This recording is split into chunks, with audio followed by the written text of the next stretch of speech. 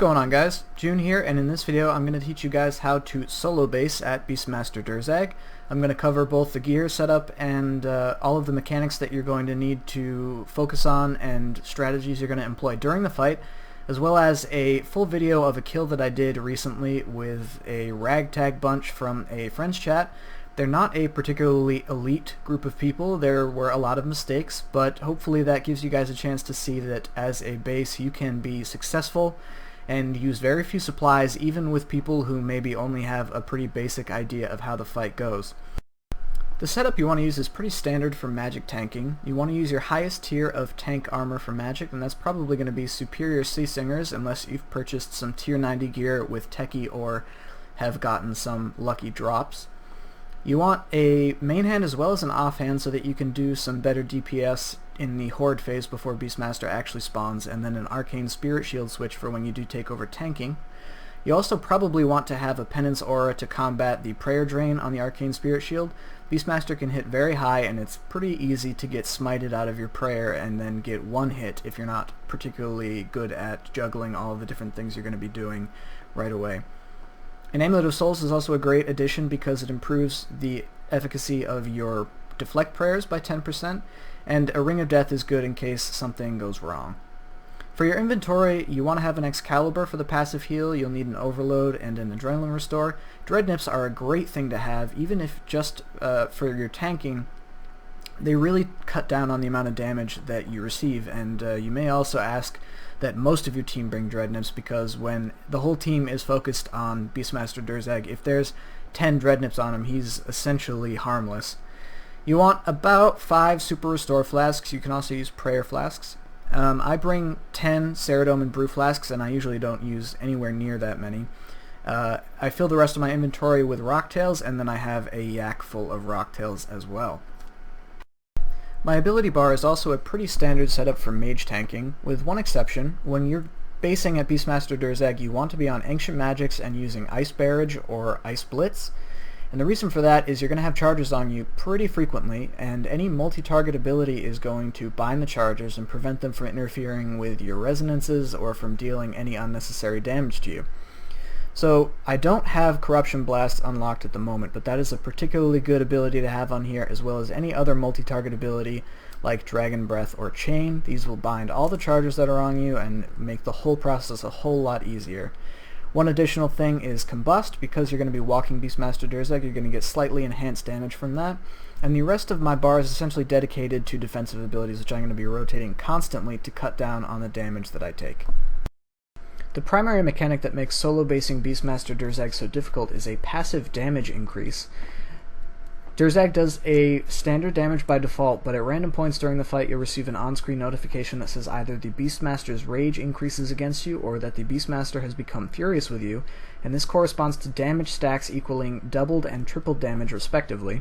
You can remove one stack by using Freedom, and you can delay the addition of another stack by using Anticipation, and the implementation of the stacks is dependent on the number of attacks that Durzag uses which connect. So the walking mechanic that we're going to employ later on is a big part of managing the damage stacks. If you do not manage these properly, you will not be successful as base. If you have all 3 stacks on you toward the second half of the fight, he is capable of killing you in one hit.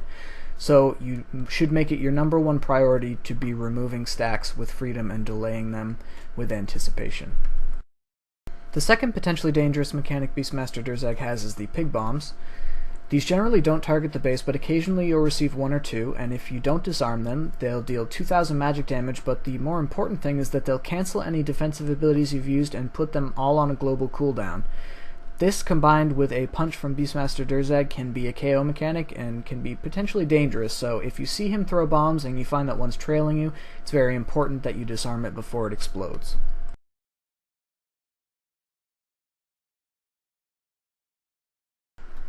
As the Horde phase ends and Beastmaster's about to spawn, I'm going to pop my shield on and run to the east side and get ready to provoke him.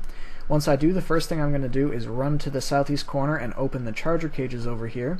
As you can see on this team, I did have a DPS person who was opening some of the cages, but that wasn't necessary. Usually the base tank can take care of these in this corner.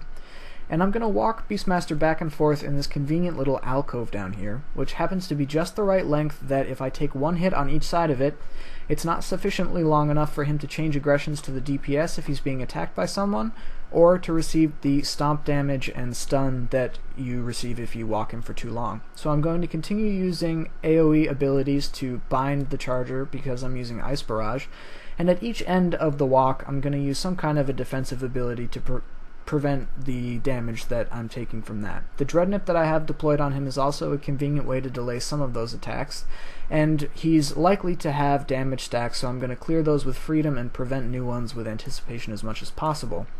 As you can see in a second, as I dealt damage to Beastmaster Durzag, the pet surged onto me, and if I had a better pet tank, that would have been voked off far sooner. As you can see, I'm tanking this for way too long, and that is a total waste of food, but essentially this is the most dangerous thing that's going to happen to you. So I'm going to keep walking Beastmaster back and forth. He's spawning some more charges, and these are all going to come on me, so I'm going to get ready to use Dragon Breath and Chain to bind as many of them as possible. And I'm basically going to sit back here, clearing the damage stacks and preventing as much damage as possible while the DPS crew deal with Krar and Tuz. And when they get down to about 100k each, everybody's going to come and work on Beastmaster Durzag. This portion of the fight isn't particularly difficult. In fact, once you become comfortable with mitigating the damage that you receive at this point, you can use Metamorphosis, and in combination with your AoE abilities, you can deal an appreciable amount of damage to Beastmaster Durzag as well as clear most of the charges off you just by yourself. However, it's a bit risky when you're new because adrenaline maintenance is one of the keys to making this fight successful. One thing that you may run into is as you're walking, depending on the length of your walk, you will automatically detarget Beastmaster Durzag at times. So it's important to retarget him during the fight at various points, and you can actually build and stall adrenaline by using offensive abilities as you walk. As long as you're spam clicking at the location that you're trying to go to, you won't re-engage combat and allow him to target you. At this point in the fight, you can see another pet surged in on me, and I took a bunch of unnecessary damage here again. My pet tank had Voke on cooldown, so I sat here tanking for 3 or 4 hits and used a little bit of extra food that I didn't necessarily need. And once again, this is about the most dangerous thing that's going to happen during the fight. But as you can see, it never got particularly stressful, and though it did mess up my walk a little bit, I was able to reclaim it and get back in the correct locations to continue on as normal. It's right about this point in the fight that my DPS crew finally gets Tuz and Krar down to about 100k HP, and they turn on Beastmaster Durzag. When they do, you'll see one of them throw out an additional Dreadnought, which is a little sad to see because the job of the base tank is made much more leisurely if there are a significant amount of Dreadnoughts on the team. Dreadnoughts do have the ability to prevent Beastmaster Durzag from doing an attack during his normal rotation. It's a bit like a stun, but it's not actually a stun. And rather than having to either tank a hit or use some sort of a defensive ability to mitigate damage, it will simply skip the attack like you just saw at the end of that last walk there. And if there's 6 to 8 on the team, it really is just such an easy process walking him back and forth. You won't use any food, you don't even necessarily need to be particularly good at rotating defensive abilities. So my team's going to work him down to 750k HP, at which point the real danger starts to happen. His basic attack power is going to go way up, especially once they finally finish off the pets, and things are going to get a little bit more chaotic. However, the basic strategy is the same. As you can see, I walked a little bit too long just there, but I simply Voke back and get back into the walk, and everything resumes pretty much as normal. Once in a while, if someone happens to be using an offensive familiar, it can draw Beastmaster Durzag's aggression, or if you make a mistake and walk him slightly too long, he will turn on the DPS crew, and you just have to Voke him back, and really shouldn't be too much of a disturbance to the kill, and it can resume as normal. When the pets finally drop, the only additional thing that I'm actually going to have to worry about is the Scattering Bomb special attack.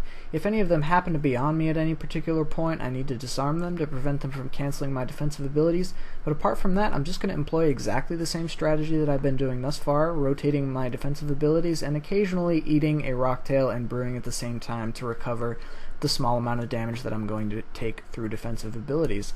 And at that point, it's just a matter of staying consistent for the remainder of the kill while the DPS takes it down, and really just relaxing and not panicking, because panicking is when you make mistakes, and there's no mistake so big that you won't be able to recover in this particular part of the fight.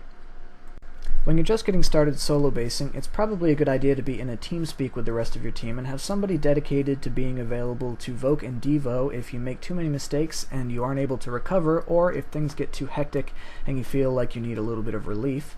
If anything that I've outlined in this video wasn't clear, you can PM me or message me in game, or maybe if you want to do some kills with my clan, and we could do a little bit of a teaching session for those of you who aren't feeling super confident about this. You could join us as a guest. The clan chat is Nove, and you can find the spelling for that in my channel description. But I am absolutely confident that anybody watching this video can learn how to do this. It's not a particularly difficult thing. You don't need to be wooks to handle this. I'm not wooks, you know. I'm an adequate PVMer at best. And this is something that I find pretty easy at this point, and it only took me probably 10 or 15 kills to really get the strategy down comfortably. As you can see, I've probably only used 5 to 10 rocktails and maybe 2 Ceridome and Brew Flasks for this whole kill, and like I said, there were a lot of pretty significant mistakes made here. So feel confident about it. Let me know how things go. If you have any questions or anything, you can drop them in the comments as well. I hope this video was useful for you guys, and for those of you who have been watching my other videos, you may remember from the last one I mentioned I was also working on a distance tanking guide for Yakamaru, and you're probably aware at this point that the most recent game update included a patch that rendered distance tanking impossible, so I will definitely not be doing that, and I'll probably get some sort of a basic Yakamaru guide up in the near future, and I will hope to see you guys then. Take care.